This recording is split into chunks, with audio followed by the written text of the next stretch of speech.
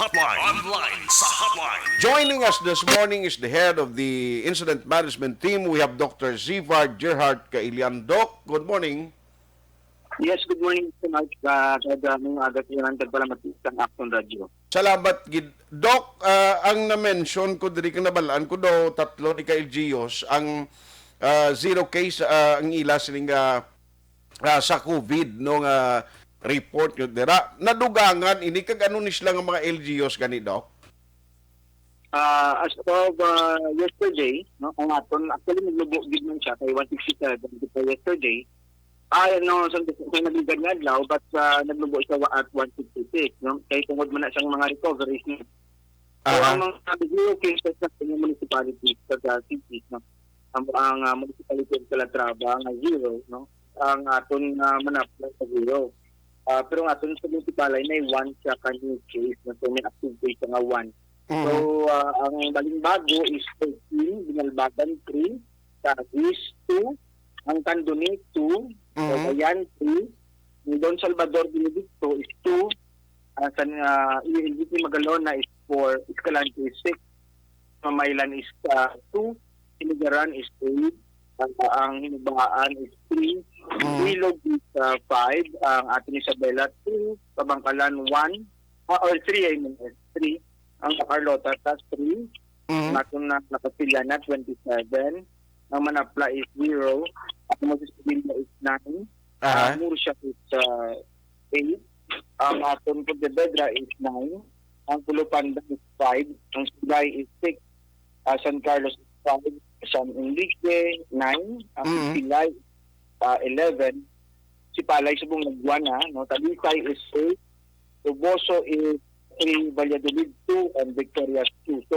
amo na nang subong sa Dutay aton nga cases per record ng aton nga Provincial Health Office. Okay. So, kung may ara na nga mga karon no nga ma-recovered, so i-minus naman sila sa aton nga record na padayon nga nagapanubo ang aton nga kaso. So, ang zero, Manapla.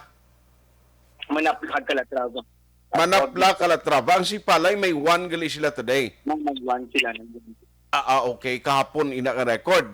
Now, yes, sir. ako nang tawo na ton hindi madula gyapon nga may mga case ang pila ka mga areas. Pero ang nagapanguna gid sa Bilog nga Negros nga may pinakadamo, ano gani, Doc? Sa Tubong, no, ang record naton ang nakapilya na daw 27 na diri sa aton. So, sa Tubong nga yes, no. For this day, no. Ang tawo naman naton kung mag-report at nakasila recovery kasi maganubo naman siya. Kaya siyempre, kada report of recovery is ginamay na sa active cases ng kada LGUs. So, ang 27 local cases ini siya? Ay, ang 27, yes, sir, local cases. Okay. So anyway, kabay pa magsigisigi ni kay kon talking about vaccination drive ya sige mingyapon ang sa bilog nga probinsya, Doc, no? Yes, sir. This is the vaccination drive, no? And we are always encouraging people, no? Okay. Nga magpag-vaccina. Mo man isa sa aton nga dako man nga nga naganubo man nga aton, no? Because damo man ang aton nga pamumuloy nga nagpa-vaccine. So encourage ko lang tanan nag-vaccine na kita para man nga sa aton na safety no kay sa laban ang nakapatay no for record man atong diri na kita no ang laban nga nagakapatay ang vaccination. May death kitang recorded yesterday. Yesterday so March 2 kahapon. March 2.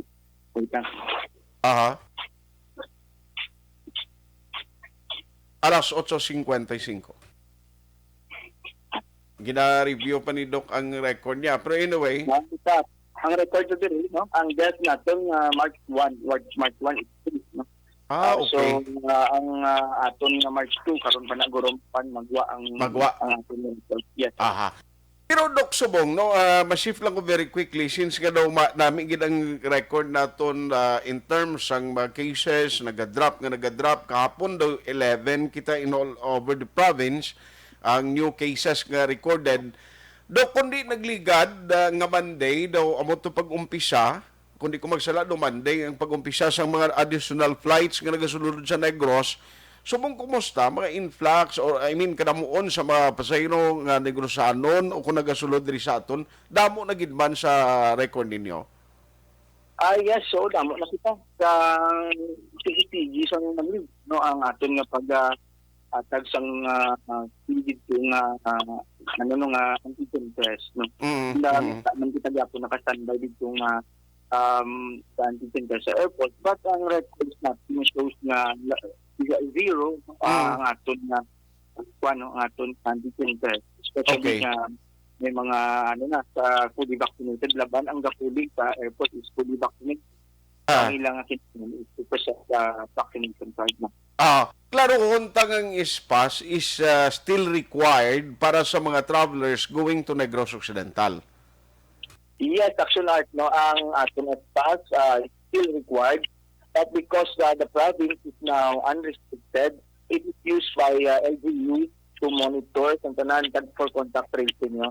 Monitor sa atin nga nagapinulit ng mga individuals and also siyempre kung fully vaccinated na siya, na but again, para ma-monitor natin, pag mga po sa ating contact tracing kung may ara-gid man na mag-positive sa ila. I see. So at least sige-sige ang monitoring gihapon and of course bisan nagdamo ang nagapalauli kabay pang why sa mag-positive maging reactive no. Ang antigen testing na sa airport sige man nagyapon no. Yes, may ara kita gyapon sa airport, available man nagara gyapon. Kag sa aton port especially mag-abot ang aton nga mga barko coming from Manila. May ara din na testing natin sa mga med-text no to prepare na kung may ara kami may makuha nga unvaccinated and wala isang espas or amo na no ginapa-investigate naman dahil. Okay. Lately, Doc, why kita sang na-intercept na nagamit naman sang mga fake documents? As of now, wala na. Actually, no, nagapati naman sila sa atin nga pantagyo. Isa pa, mahalug-halug na ng atin requirements as of now nga alert level 2 kita. So, hopefully, no, ano lang sila, no, ma-download lang din sila sa nila SPAT because automatic approval man ang SPAT atin because na unrestricted ang atin nga probinsya. Okay. Ano lang man no, kadang ilang vaccine card, no, palito na fully vaccinated sila, wala na sila hassle mag-puli. I see. Sige. Anyway, sa mga ginahatag sa province, bala kundi nagligad o kanduning last yung kantuan, why nakita sa schedule in the coming days nga may kantuan pag nga mga LGUs, nga tagan sa itong bulig, hindi lamang mga galamiton, no? Materials para sa pagpatukod sa puluyan? May harap ako na, sige nga ito nga pag distribution. May harap sa mga schedule, but wala pa wala pa ko no, sa mga details, no? So, hindi ko pa naman, no? Kasi siyempre may mga target kita ng mga LTUs, no? But next week siguro, may ara naman kami na target LTUs na kapwa. Sige. So, sa nagapadayon ng kampanya sa province against COVID-19, ano ang mabilin mo sa mga Negrosanon nga naga-monitor karon nga in behalf of the governor? Yes, so ang anong yapon, si Gobia actually is remind sa ato na to be complacent. Hindi kita maging complacent kaya tungod nga panubo na ang COVID because COVID is still here. So manyaga ka nila ang COVID, ara pa man siya.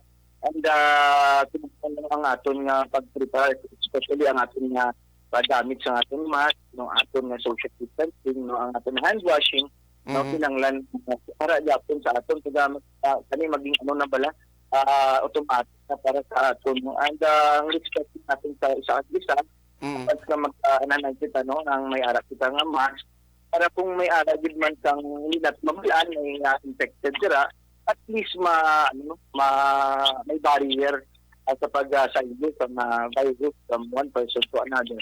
So, muna, no, as the government saying, let us pray ang mag-pray natin for the specific province, not only against COVID, but also against natural disaster, no?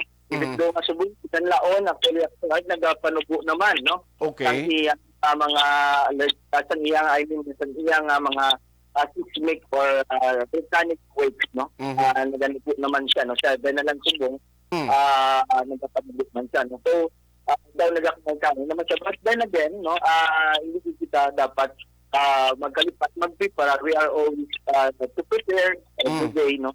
Kaya tungod ang kakabalo sa ma-hitman sa atin, no? So, let's pray and be proactive on our preparedness. Hindi na pa-remind sa atin sa ating governor. Alas 9:01 na nautod ang linya ni Doc Sipar Gerhard Kailian, ang IMT head o Incident Management Team head sa Negros Occidental. Ti kalatraba gali kag manapla mo ng zero ang latest. Pero ting iban may ang sipalay nagguwa na. Doc, you were saying na utod, sorry gid. Yes, again, pag pangamunyo or years preparedness and to proactive in preparedness, so being reminded by our Governor Lacson, sa tanang nga pumuluyo sa aton nga probinsya. Let us always stay safe. And again, let's peace ang ating minimum health protocols against COVID-19. So, salamat sa Hart. Thank you very much sa mayong pagkakaroon sa palamatid sa ating radyo. Salamat, Kid. Good morning. Action Hotline. May mga schedule man luwas sa issues ng COVID-19 nga mga response kag cases update abing ginamonitor report nga nagadangat dira sa IMT.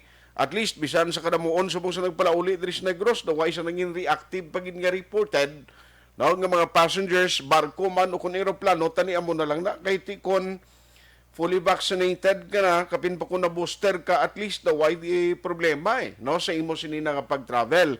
Automatic naman nga approval sa inyo S-Pass kay unrestricted ang Negros Occidental. Action Hotline. Hindi na lang kita mag-attempt. No? Kung may plano, kung mapauli, hindi na magamit sa mga piki nga madokumento. Kaya way labot nga nagtaway ng aton si travel guidelines, di ko madakpan ka pa na karon nga naggamit kaya sa piki nga madokumento, may legal pada nga mga aspeto o kung sa labton ka. No? Budlay na, may kaso ka, that is another thing mangin burden sa imo. Action Hotline. Christine Minias Villalobos kag Dinis Nuestro. Good morning, Rochelle Evangelista kay Elizabeth Malaka. Salamat gid sa pag-monitor. Patuloy kayong nakikinig sa Action Radio. Action Radio.